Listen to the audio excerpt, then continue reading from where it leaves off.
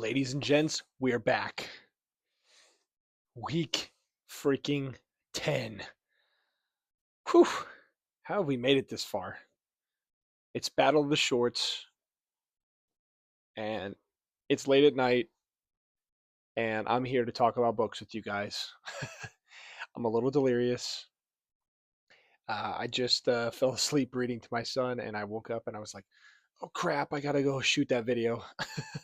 Because this is coming out tomorrow morning. So I really pushed it to the limit this week. And I read all these stories kind of haphazardly throughout the week leading up to this.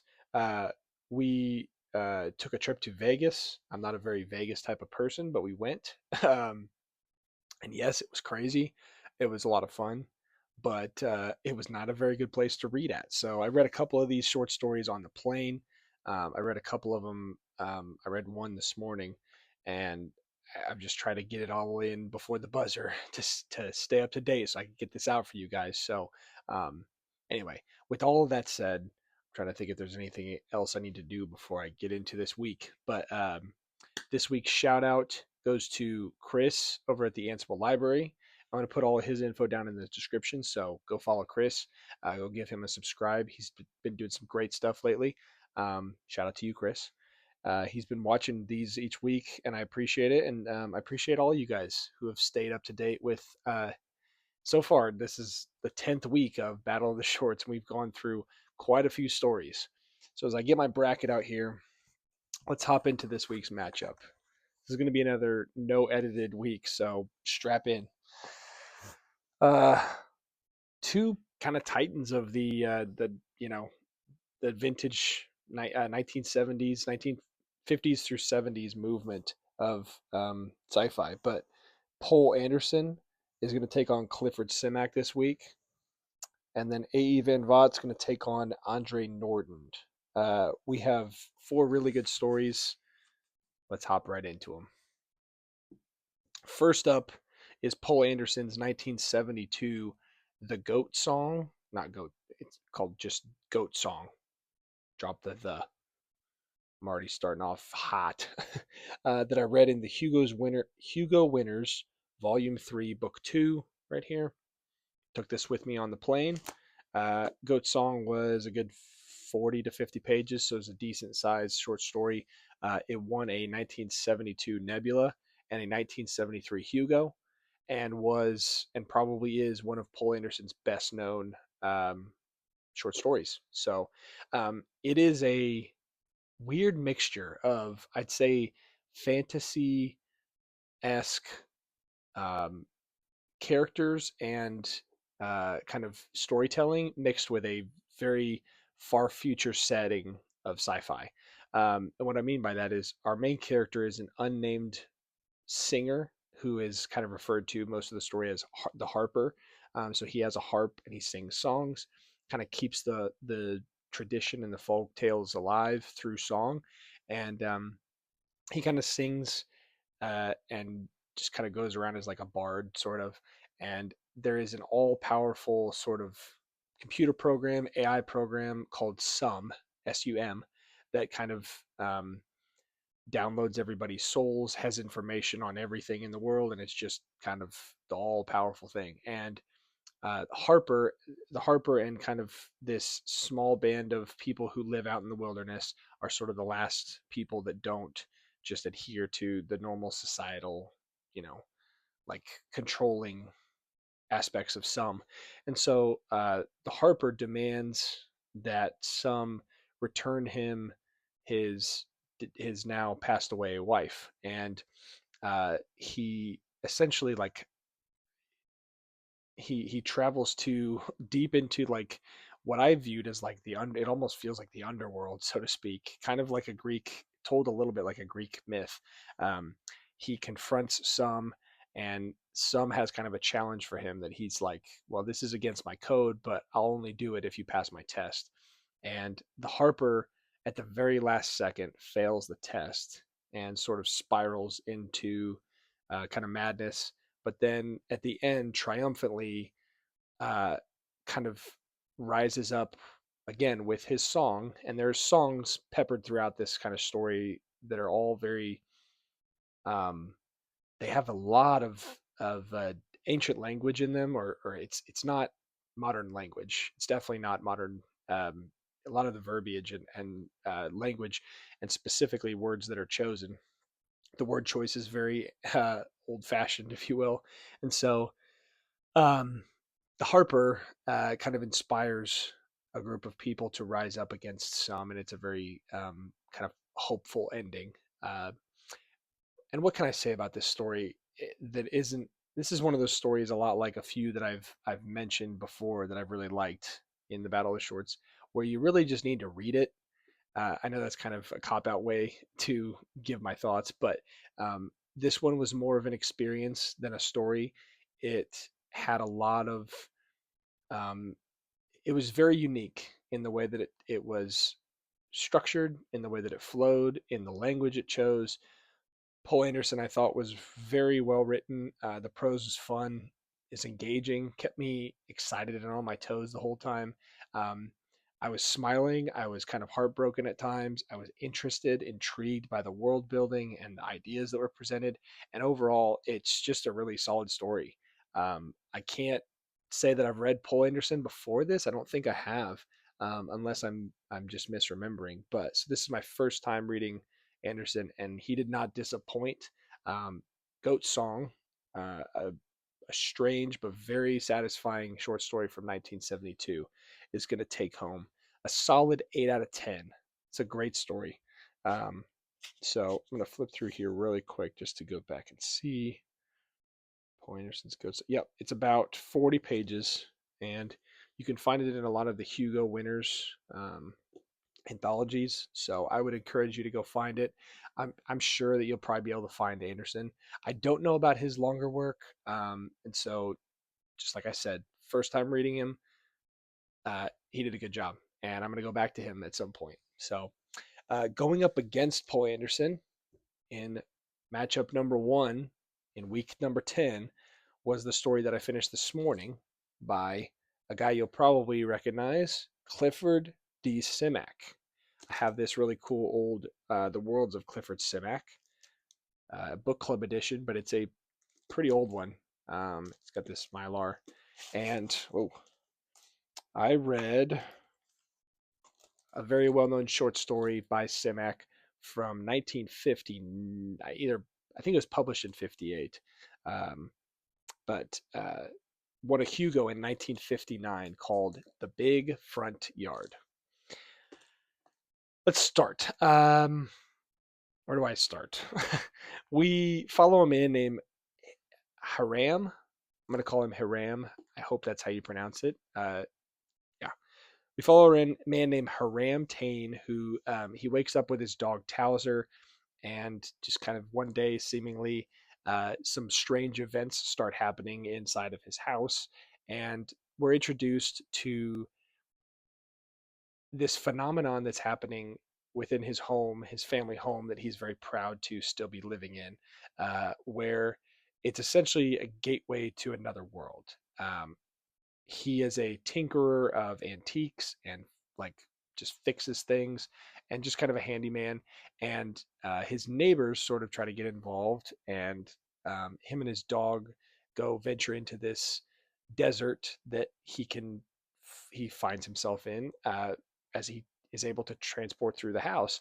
And then he finds another house, and it sort of becomes this like gateway to a million worlds kind of situation.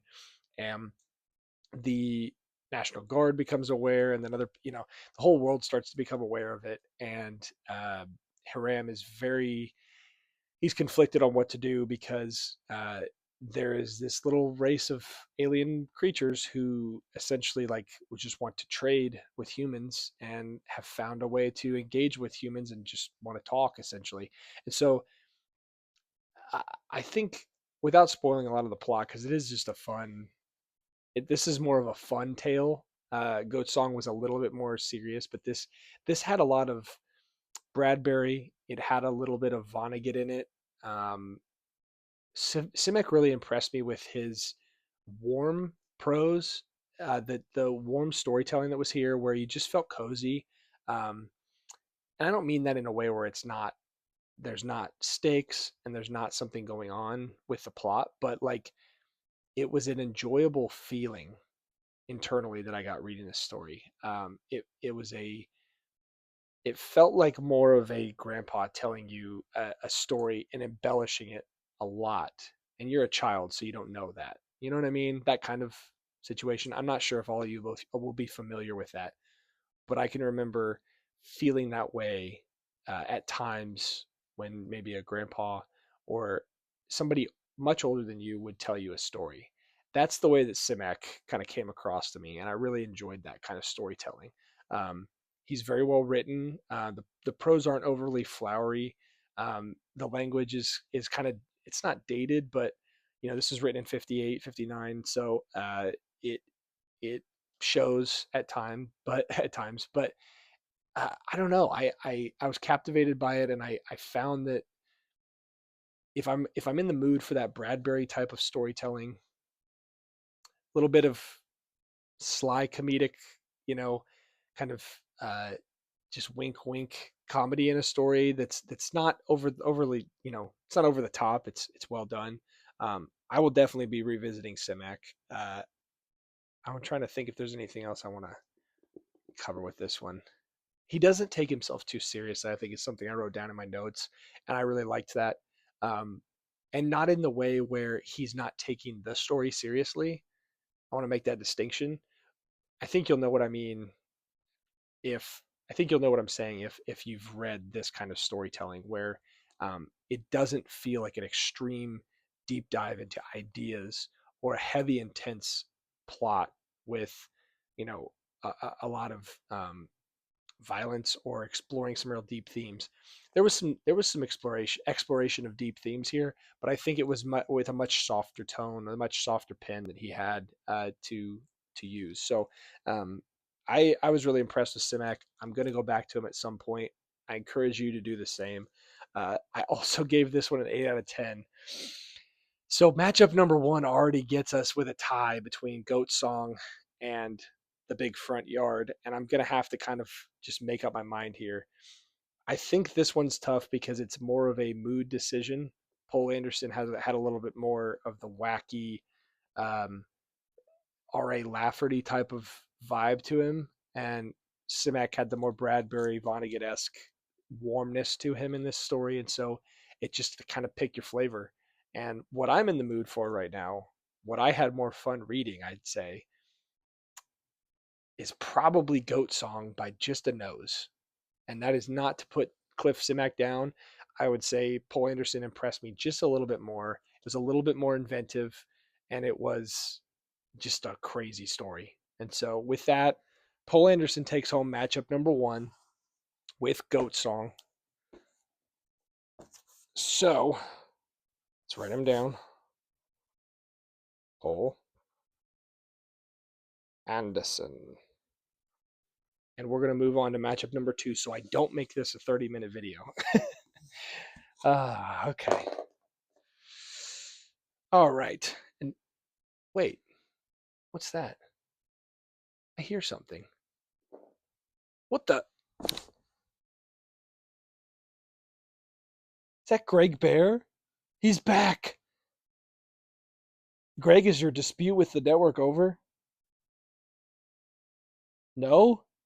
Are you going to let me finish this video? Or are you going rampage? Okay. Oh. Greg Bear's going to let me finish the video, I guess. But he is not happy. He does not look happy. He's sitting right over there staring at me. All right. I guess I'll finish this quick. Okay. I don't know why. I've missed these antics in my last few videos, so I'm trying to add something here. A.E. Van Vogt in the... I'm going to try to pronounce that. I've heard it pronounced several ways. A.E. Van Vogt, A.E. Van Vogt. We'll go with Van Vogt because that's the way I've heard it a few times recently. In the best of A.E. Van Vogt, with an introduction by Barry N. Malsberg, I read a story called The Rull, Rull. It is, I believe, the precursor to a fix-up novel called The War Against the Rull. And so it was about 20-something pages, I think, 22 pages in here. And then This is a funny little happenstance. I won't spend too much time, but I was going to read The Gifts of Asti by Andre Norton in The Human Zero here because it literally says right there. I hope you can see that well. It says that that story's in here. What did I do? I open this thing up. I go to find the spot. Tell me if I'm blind. Please. It's not in there. Earl Stanley Gardner, Arthur C. Clarke, Robert Bloch, Chad Oliver, Van Vogt, Asimov, Eric Frank Russell, Bradbury. Andre Norton's not in here. What the freaking heck? They lied to me in the back cover. So I had to find this story online. This is the first and only story of all of the Battle of the Shorts where I didn't actually read it in in a freaking physical book, which was my point, was to read all these anthologies that I have. And so The Human Zero is worthless to me now because they lied. And what a freaking cool cover this is too. It's got the freaking I Rocket by Bradbury. It's got a Bloch story in here. There's some good stuff in here and a great cover. What the heck? So anyway, I'll use this as a prop to talk about The Gifts of Asti, but just know I didn't actually read this book. Thought that was funny, but I digress. Let's jump in with A.E. Van Vogt's The Rull in the best of A.E. Van Vogt. We follow Professor Jameson, who is kind of on a lifeboat on a distant world, and he is kind of supposed to be researching and sending information back to his larger ship, when suddenly he is encountered by a Rull ship, which are these kind of floating worm-like menacing creatures that are no friend to man. And there's a current war against the Rull. And so he sees their ship and it actually crash lands nearby. He goes to investigate it and realizes that there is only one Rull survivor. So it is him against a single Rull. Now, Rull like to kill humans. They don't really like to leave them alive. Human beings are a little bit more, we'll just say, curious about them, and they don't really just like destroy them on first, in first contact. So there's this kind of tug of war, push and pull in the war, where human beings don't really know that much about the Rull. So Professor Jameson takes this opportunity to try and study. Excuse me. He takes this opportunity to try and study the Rull. That ends in uh, this kind of cat and mouse game that the Rull and Professor Jameson play throughout this short story of sort of setting traps for each other, um, trying to stay one step ahead of the other one mentally to either kill or study the other and see how they'll, kind of react. Um, I think knowing that Van Vogt wrote Voyage of the Space Beagle and that book slash story. I haven't read it, but it inspired Alien, the movie Alien. I couldn't help but see that through the lens of an alien lover, a person who loves that movie, that film. And so to see Van Vogt sort of set up these circumstances that I thought were fascinating, that's what I think the strength of this story was, because um, the Rull and Professor Jameson kind of, again, they're trying to outsmart each other, but the Rull is like this alien sort of. He's trying to hide his weaknesses. He's trying not to. It I should say, I guess. I don't know if it's a he. It's trying to hide its weaknesses. It's trying not to give away its position. It's trying to outsmart Jameson. I felt like that was kind of the way that it works in the Alien film a little bit. Not so much, because the alien is just a like insane killing machine, but the way the humans have to kind of plan and adapt and sort of play that cat and mouse game, like I said, that's the tone that this story takes. And I thought that was the strength of the story. So the things that I wasn't a huge fan of was it's sort of, um, it ends a little bit kind of flat. I thought the tension was building, and then it just doesn't pay off as much as I was hoping, which I guess if I read the War Against the Rull, the full fix-up novel, maybe I would be more satisfied, and that's why he took the story further. But as a short story alone, I didn't love the ending. Um, I think Van Vogt is a quality writer. I was impressed by the storytelling, but it did leave me wanting more. I felt like, as I sort of explained, and I won't explain it again, but the strength was the concept, the plot, and the setup, and it's sort of its weakness was kind of the payoff, I guess. So that it left me kind of feeling mixed after I finished this story. But overall, good story. Van Vogt will be revisited on the channel at some point. I have quite a few of his books. I'd love to get to Voyage of the Space Beagle at some point.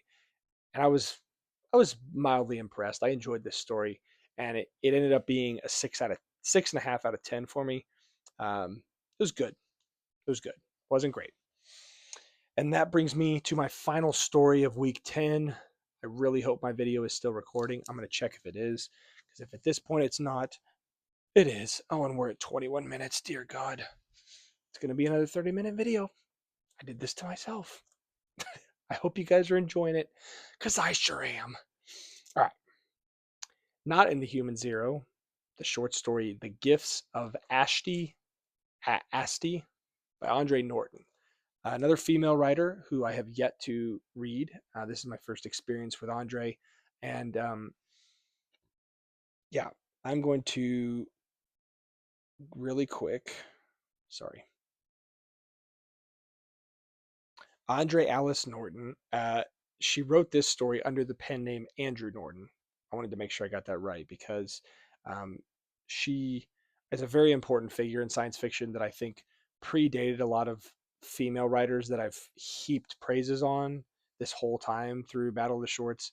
Ursula K. Le Guin, Connie Willis, uh, um, Tanith Lee. A lot of these writers came after uh, Andre Norton did a lot of important writing, including with this short story. This was a 1948 story, um, and it didn't disappoint. Um, Oddly enough, the closest thing that I can compare this story to was the opening story in Hyperborea by Clark Ashton Smith, The Seven Geeses. Um, I think I'm pronouncing that right, The Seven Geeses. But it had this very mythical and um, it had this just very mythical quality about it. It was entrancing, and Norton's writing was, I don't know why I'm saying this as if I was surprised, but I see a lot of her stuff on the shelf. So not quite as much as like Piers Anthony when I go to like bookstores, and so I had this preconceived notion that her stuff is just kind of mid because people don't scoop it up. But I think she just was very prolific, and so she has a lot of books, and so that was, you know, shame on me for assuming that, assuming her writing wasn't as quality as it was just based on that fact, that observation. Her writing is very good. This short story was really good and was really fun, very intriguing, and the depth of it was fascinating.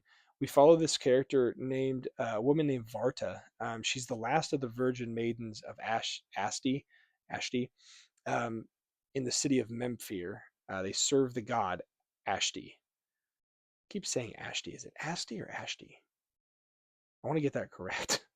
Anyway, um, she sort of goes on this quest for her god Ashti, and it's again like the Seven Geeses in Clark Ashton Smith's short story. Sort of descends and just is entrenched in this mythical world where she's met with these creatures and these different things, and finally she has this like sidekick, this mute, like, is it like a lizard type of thing? I feel like, yeah, it's a telepathic creature named Lure, um, who like joins her on this quest, and so they reach this body of water, this like little lake, this small lake where a ship is submerged. And again, a lot like Goat Song by Poul Anderson, this story is told in the lens of like a fantasy, but it's actually sci-fi. And so I love that kind of mixture because fantasy storytelling is so engaging. Not that sci-fi isn't, but this specifically, this kind of way of telling the story, especially in a short story form, is so useful. You're engaging the reader in that fantasy-esque, larger than life, magical quality. with the prose as well and the character development. But then the background, the plot, the characters, and the kind of stakes are all set up through real sci-fi kind of lenses. You know what I mean? Not necessarily in born from our reality, but the extension of science fiction, the extension of science.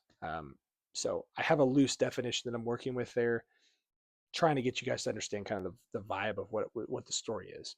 Um, and so she encounters this body of water. A ship is submerged in it.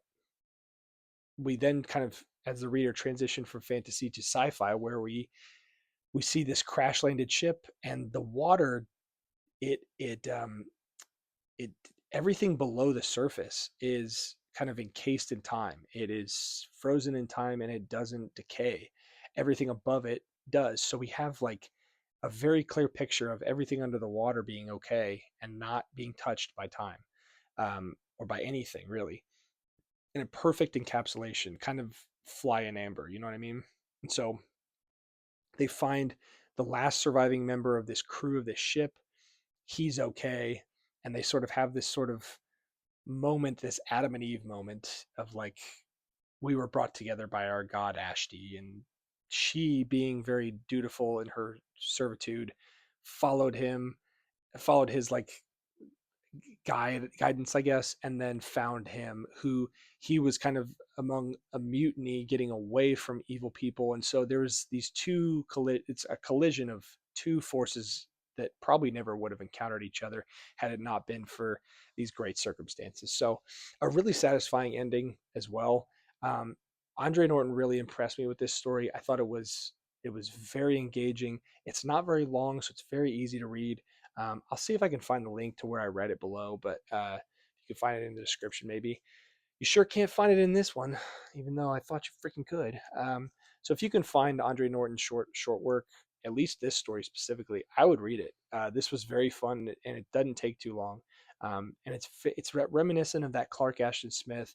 A little bit of, I wouldn't say H.P. Lovecraft, but it's got a magical quality about it, you know?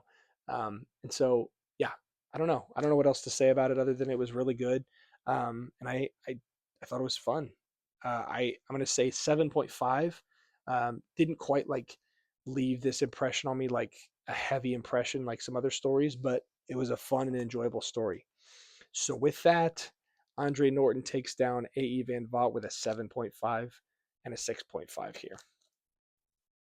And that does it for both of our matchups. Greg Bear's giving me the side eye, so I need to get out of here. But Andre Norton with the victory in week number 10. We're doing it, guys. We're doing it. I think we only have a couple more weeks, and we're going to be halfway there to the end of this giant tournament. Look forward next week to Lester Del Rey's Into Thy Hands versus James Tiptree Jr. writing Azra Kuna Sheldon. I didn't know that was a pen name of hers, but her short story called The Screw Fly. Oh, I can't speak. Screw Fly Solution. Got it. And then the other one that we're going to go over next week, Arthur C. Clarke's Fires of Time, I want to say it's called, versus Kim Stanley Robinson's The Disguise. So, a collection of 4 very different short stories that I am excited to talk to you guys about. With that, go follow Chris at the Ansible Library. Thank you guys for watching as always. If you've stayed up to date with these, I can't tell you how much I appreciate it. These have become kind of a burden of love. That's not the right phrase. I'm tired. These have become a project that is very close to my heart because it's been fun to do, but it's also a weekly, kind of thing I have to work into my schedule. And some weeks have been busy, just like this last. So I'm glad I'm getting this one out. I'm glad you guys have enjoyed the series so far. If you have any thoughts, if you have any suggestions, anything you want to talk to me about, let me know down in the comments. But with that, I've been Dad Like Book, and I will see you in week 11. Battle of the Shorts. We keep it going. Bye, Greg.